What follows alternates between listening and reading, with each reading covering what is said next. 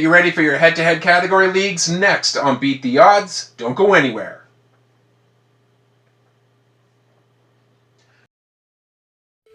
Hello sports fans and welcome back to another episode of Beat the Odds. I'm Dave. I'm a diamond-ranked fantasy basketball manager with over 25 years of experience. And I've revised my list of the top 100 players to draft. If you like the sound of that, be sure to like this video, subscribe to the channel, and ring that notification bell so that way you don't miss an episode. Now, before I dive in, I want to go over my strategies for head-to-head category leagues. In these type of leagues, I tend to build an all-around team. I don't fade players too much due to injury as long as they're available for fantasy playoffs. I'm also not fazed too much by turnovers, as usually the players with the most turnovers are also the ones that have the most usage on their team. Now let's get this started with the 10th round. We have Isaiah Hartenstein, Chris Middleton, Herb Jones, CJ McCollum, Kobe White, Terry Rozier, Trey Murphy III, Draymond Green, Mark Williams, and Ivica Zubac. Now we've certainly seen some movement on this list, and round 10 is no exception. CJ McCollum dropped 20 spots on my first list in August, and that's mainly due to the fact that I'm worried about his usage in the regular season. Mark Williams dropped 39 spots, and that's what's going to happen when your health is in question. On the flip side, Chris Middleton is expected to start the season, and he officially wiggles his way into the 10th round. Now moving on to the 9th round, we have Austin Reeves, Bradley Beal, Jabari Smith Jr., Devin Vassell, Brooke Lopez, Jakob Poeltl, Tobias Harris, Jalen Suggs, Jonas Valanciunas, and Alex Caruso. Vassell, Suggs, and Valanciunas took a dip to the 9th round. Now, I'm not too concerned about Suggs, as we already knew what his role was going to look like, but I'm betting that Washington gives some of Valanciunas' minutes to Alex Sarr. As for Vassell, his mysterious foot injury has me worried for his availability throughout the season. Poeltl and Caruso are the newcomers to the top 100, and while I'm higher on Alex Caruso having a productive season in the OKC lineup, I also think Poeltl could be leaned on a little bit more this season in Toronto. Now round 8 gives us Drew Holiday, Brandon Ingram, Colin Sexton, Tyler Hero, Kyle Kuzma, Jordan Poole, Keegan Murray, Jonathan Kuminga, OG Anunoby, and Michael Porter Jr. Colin Sexton and OG Anunoby are the two newcomers to rank highest on this new top 100 list. Both are entrenched in their respective team starting lineups, and Sexton has a major role in his team's offense, while OG has a sizable role on his team's defense. Both should see a healthy amount of minutes per game and therefore have very high floors. Keegan Murray and Michael Porter Jr. had the biggest dips on this list. I personally think that we're going to see a new level of defense from Murray, but I'm leery about drafting any Kings players because I don't expect them to repeat their stats from last year. MPJ's outlook hasn't really changed a whole lot, but he just doesn't fit in my all-around team build.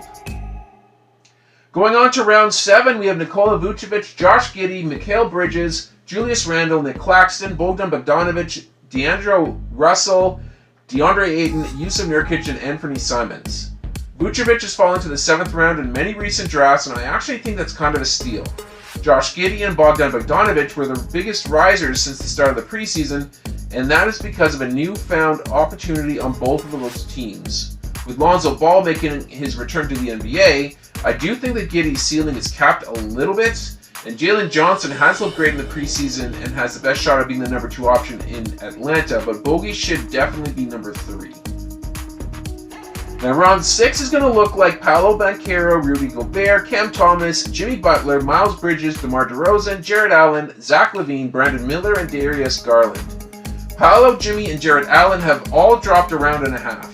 Jimmy's drop is explainable as there was some question as to his availability on the court, but I would actually jump on that discount. Paolo is much more desirable in points leagues. Jared Allen should be fine anchoring the defense in Cleveland. As for the biggest jump on this top 100 list, that would undoubtedly be Cam Thomas. There's no denying the fact that Thomas is the primary option on the Nets, and that means I expect him to get a bump in minutes and production across all categories. If he happens to be available in round 6, don't hesitate to get him. Do you want to crush your fantasy basketball league? I've got you covered with my free draft kits. Check out the playlist for head-to-head category, head-to-head points, and rotisserie leagues to get you prepared for your draft. I've got 2 live drafts coming this Sunday, October 20th, where you can win a Victor Wembanyama graded slab. Now let's go to round 5. We have Fred VanVleet, Franz Wagner, Emmanuel Quickley, Jalen Duren, Miles Turner, Jaylen Brown, Kawhi Leonard, Pascal Siakam, Zion Williamson, and Jamal Murray. Murray's drop to number 50 is fueled by his poor preseason as well as injury concerns. I would tread lightly if you're thinking of drafting him. Zion moves up around. The Pelicans are seriously considering running a small ball 5 lineup, which gives Zion more room to operate. Pascal Siakam should settle in nicely in Indiana, and we should see another level of offense from him this year. Emmanuel Quickley will be primed for a career year as he steps into his first full season as a starting point guard in Toronto.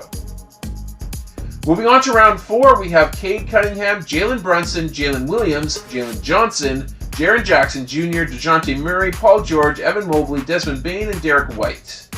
Brunson has been hovering around pick 30, and I actually don't mind that. If the Knicks happen to get ravaged with injuries to their secondary scorers, I'd expect Brunson to rise to superstardom once again like he did last year. DeJounte Murray is a talented young guard, but he's not likely going to be the number 1 option in New Orleans. Cade had a ridiculous line in the Detroit preseason victory against 2/3 of the Suns' Big Three, and he might end up sneaking into the 3rd round. While I think that Derek White is a great player to roster in any format, pushing him to the 4th round may be a little unwarranted as he's only going to be the 5th option on offense when everybody is healthy.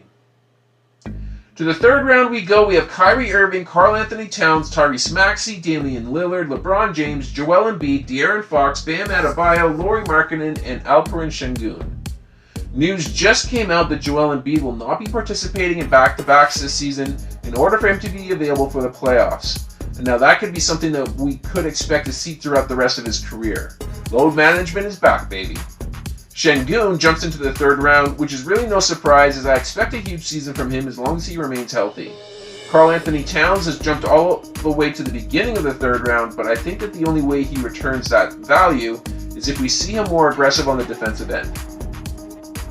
In the 2nd round, we've got James Harden, Steph Curry, Donovan Mitchell, Devin Booker, Domantas Sabonis, LaMelo Ball, Ja Morant, Kevin Durant, Scottie Barnes, and Chet Holmgren.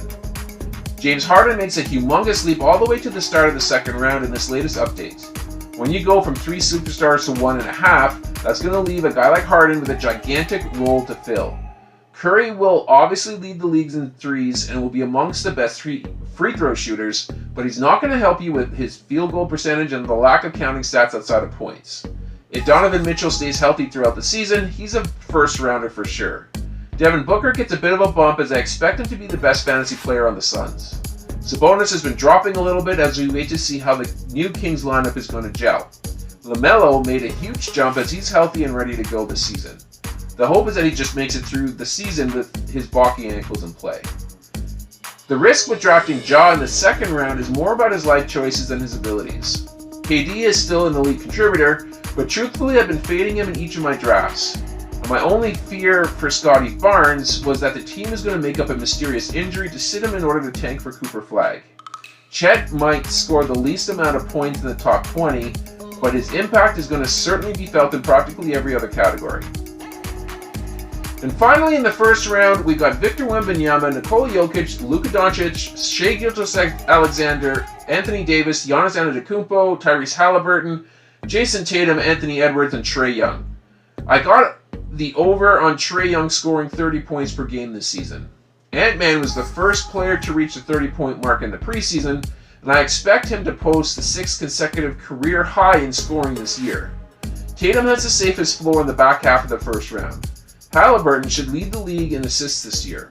Anthony Davis has convinced doubters that he's durable enough to make it through this full season and is no longer getting discounted in drafts. The only knock against Shai's game is that he doesn't shoot enough threes, and it sounds like he's addressed that this season. Luka and Jokic will both be in the running for MVP, along with the most triple-doubles this season. I've been picking Nikola Jokic first if I've been so lucky to get the first spot in drafts, but the closer to the start of the season that we get, the more my gut tells me that Wemby is going to run away with the number 1 spot in fantasy basketball this season.